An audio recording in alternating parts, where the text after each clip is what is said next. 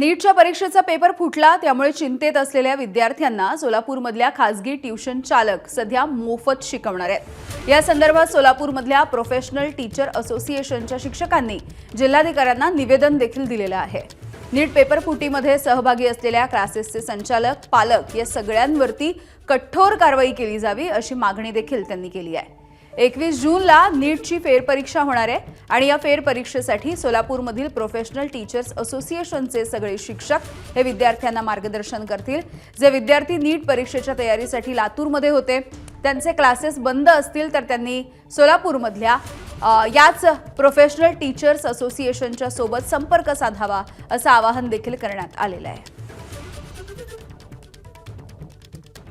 की सर त्या जे पेपरफुटीमध्ये जे कोणी आढळलं असेल तो कोचिंग चालक संचालक असेल किंवा पालक असतील, विद्यार्थी असतील ज्यांना हा पेपर ऑलरेडी मिळाला त्यांच्या सगळ्यांवर कठोरात कठोर कारवाई व्हावी जेणेकरून पुन्हा हे कृत्य ते करू शकणार नाहीत।